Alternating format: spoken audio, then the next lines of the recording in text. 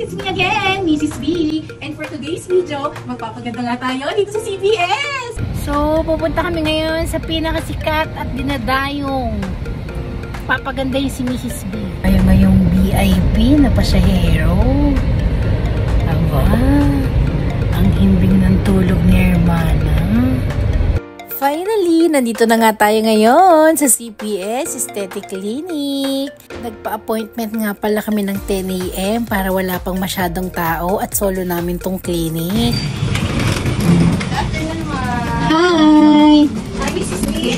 Hello!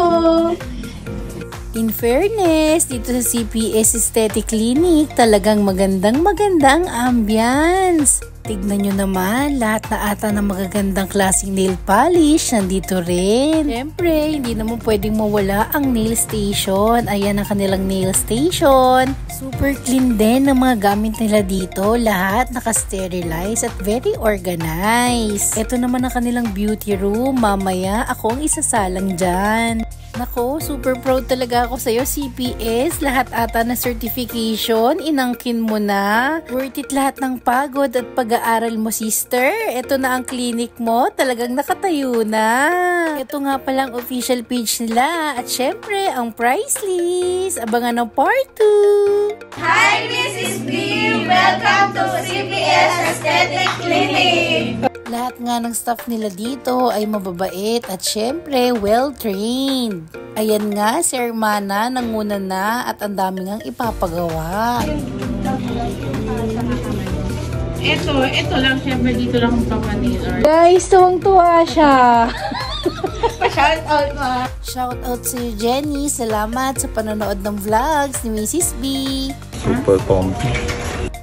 Mr. B, nako, napakasela niyan. Pero dito sa CPS, talagang hindi na rin napigilang magpagawa. At syempre, ito naman si Hermana, isa pang fan ni Mrs. B.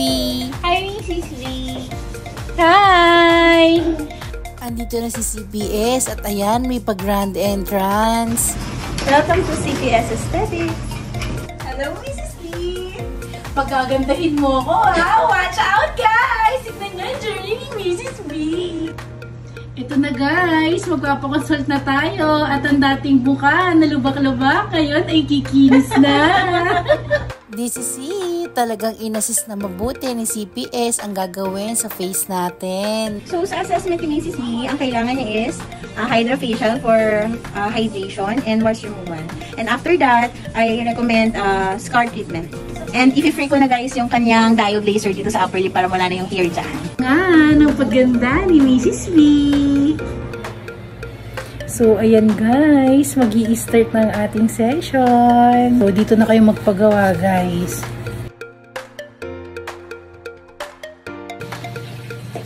So, ano po unang gagawin sa akin ate? Okay, so magki-cleansing muna tayo. Nag-start na nga kami, so ang first na gagawin ay facial. At si CPS talaga ang gagawa sa inyo. Matagal-tagal din nag-aral yan si CPS bago na itayo tong clinic niya. At syempre, nag-aral yan sa pinakasikat at magagaling na schools. Kaya proud na proud ako dyan eh. Matagal ko na talaga insecurity itong mga bumps ko eh. Kaya hindi na ako nagdalawang isip na pumunta dito sa clinic para ipatanggal yan. So guys, tinitreat natin yung acne scars niya or pitted scars using microneedling. Ang ginagawa nito, growth factor para mabuhay muli yung cells dito and mag-generate ng new cells para mawala yung scars niya. So ayan guys, kita-kita nyo naman, hindi talaga tinitipid sa gamot dito. Oh. So ayan guys, kita nyo naman talagang magang-maga ang ating face. Behind of my face, journey, CPS. Super worth it nga din talaga ng treatment dito sa CPS Aesthetic Clinic. Di masasayang ang binayad mo. Super fresh, namumula-mula pa. Abangan ng part 4. Hi guys! It's me again, Mrs. B. So ayan guys, tapos na ang ating treatment. Super fresh, namumula-mula pa. Feel reborn. Talagang napakaganda ng gawa dito sa CPS. So ayan guys, kakauwi lang namin galing sa CPS Clinic at talagang grabe na yung yung pamumula ng ating face. 2 to 3 days daw yan, mawawala na. Good morning guys. So ayan, day 1 after nung kahapon na procedure. So, ganito yung mangyayari sa face nyo. Kasama talaga yan. Mamumula. So, para kang umiyak na rosy cheeks. Ayan. Pero, hindi siya masakit guys. Hindi naman siya masakit. And then, bawal siya basain. So, medyo nahirapan lang ako maligo kasi hindi ko pwede basain yung mukha ko. Pero, ayan. Tingnan natin kung ilang araw bago mawala yung pamumula ng aking face. Nag-try din ako magkuha ng mga pictures para actual photo talaga. O ayan na ha, walang filter yan. Ito naman yung day 2, medyo nawala na ang pamamaga. At syempre, nung day 3, nag-start na ang pamamalat ng face ko. Ito na nga yung day 5. At ayan, day 6 na. Nako, super fresh naman talaga ni Mrs. B.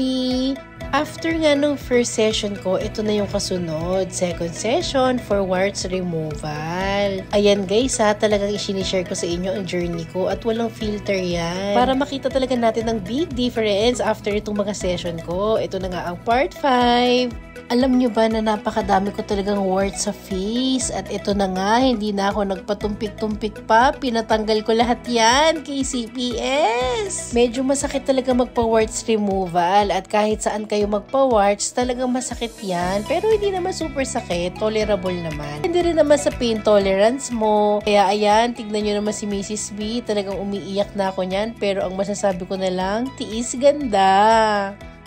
So, ayan guys, trust the process. Talagang masakit magpa-warts, pero buti na lang super bait itong ating CPS. Ayan. At talagang sibot na simot ang aking warts sa mukha. Super gaan pa na kamay niya guys. Kahit masakit, hindi masyado. Ito yung post-warts removal cream natin. Yan, take-home medicine yan for the client. Meron talaga yan, kahit saan kayo magpa-warts. Yes, meron talaga yan. So, bawal pong basain.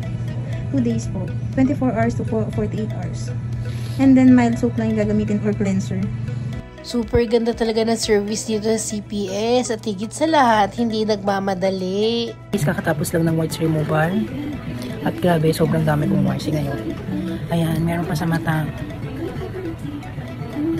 Kung gusto nyo rin magpatanggal ng mga warts at super trusted, dito kayo pumunta sa CPS. Abangan ang susunod na update sa baby face ni Mrs. B.